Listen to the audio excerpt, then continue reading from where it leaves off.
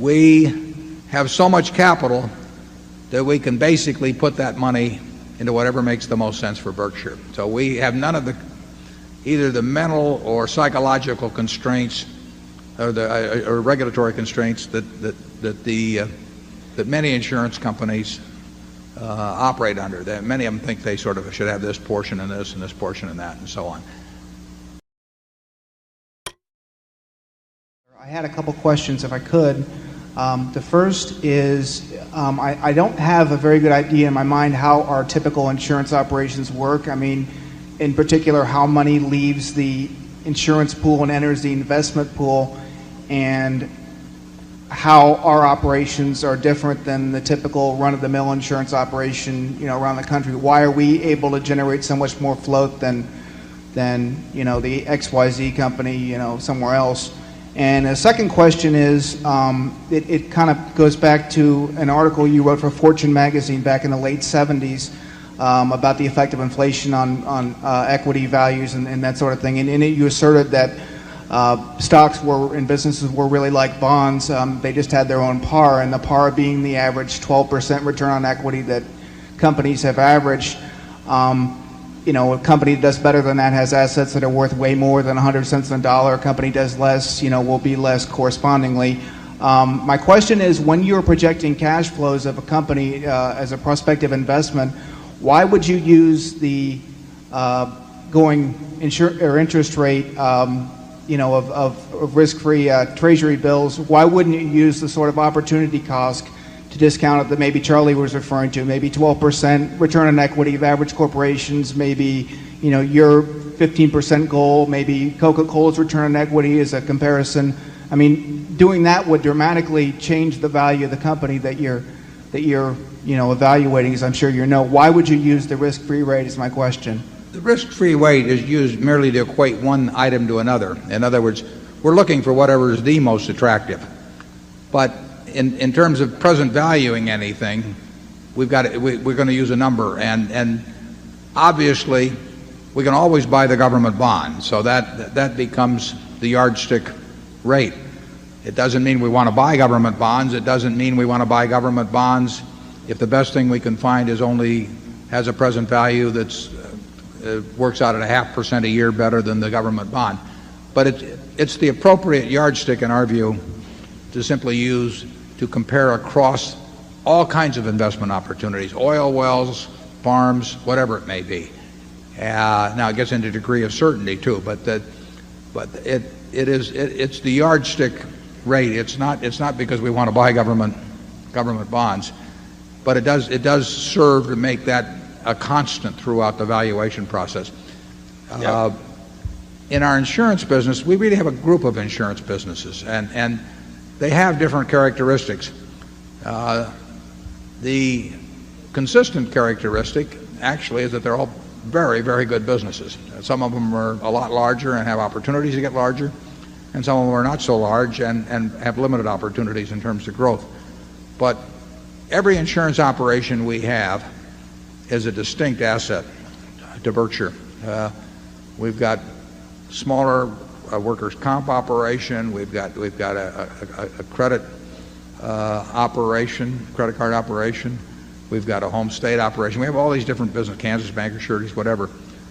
They're all good businesses. Some of them don't develop a lot of float relative to premium volume. The nature of Kansas Bank or Surety is that it won't develop a lot of float. It just happens to be the kind of business they write. The nature of comp is that it develops more float because comp claims pay more slowly. You really should think of each one of those having different characteristics. Geico is entirely different than the super cat business. They're both good businesses. In terms of how we invest the money when it comes in, we invest it when it comes in. I mean, we'll get a large super cat premium today, it's invested.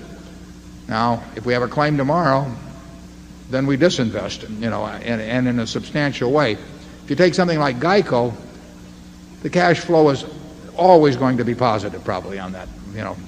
We won't have another Hurricane Andrew because we've backed out of the homeowners business to quite an extent. So month by month the money comes in at a Geico, and the faster it grows, the more the money that comes in. We have so much capital that we can basically put that money into whatever makes the most sense for Berkshire. So we have none of either the mental or psychological constraints or regulatory constraints that many insurance companies operate under. Many of them think they sort of should have this portion and this and this portion and that and so on. Investments usually play second fiddle to the insurance business at most companies that are in the insurance business. We look at them as being of equal importance, and we run them as two distinct businesses. We do whatever makes most sense on the investment side, whatever makes the most sense on the insurance side. We never do anything on the investment side that will impinge on our business on the insurance side. But you really should look at each one of our businesses separately. GEICO has entirely different characteristics than the supercat business. They both call themselves insurance. They both develop float. But in economic terms and in terms of competitive strengths and that sort of thing, they're two very different businesses. And our smaller businesses are different businesses. Some of those may grow reasonably well. We'll keep working on it. Charlie? Yeah, if you look at a corporate stock, it's obvious you can buy any maturity of government bond you want. So one opportunity cost of buying the stock is to compare it with the bond. Well, you may find that half the stocks in America you're so fearful about or know so little about or think so poorly of that you'd rather have the government bond. So on an opportunity cost basis, they're taken out of the filter. Now you start finding corporations where you like the stocks way better than government bonds. You've got to compare them one against the other. And when you find one that you regard as the best opportunity, that you can understand as the best opportunity, now you've got one to buy. It's a very simple idea. It uses nothing but the most elementary ideas from economics or game theory. It's child's play as a mental process. Now it's hard to make the business appraisals, but the mental process is a cinch. If Charlie and I were told we had a choice of buying stock A, B, C, or D, and all 2,500 or 3,000 or whatever may be listed on the New York Stock Exchange, or buying a 10-year government bond and we had to hold the stock for 10 years or the bond for 10 years, probably in at least 80% of the cases we'd take the 10-year government. In many cases because we didn't understand the business well enough elsewhere, or secondly, we may understand it and still prefer the 10% government. But we would measure everything that way. And I don't know, did you come up with 80% or where, Charlie? Desert Island, 10 years? Get to fondle a stock certificate or fondle a government bond? Which one are you going to choose? But anyway, I think life is a whole series of opportunity costs. You got to marry the best person who is convenient to find who'll have you. Investment is much the same sort of a process. I knew we'd get in trouble after lunch.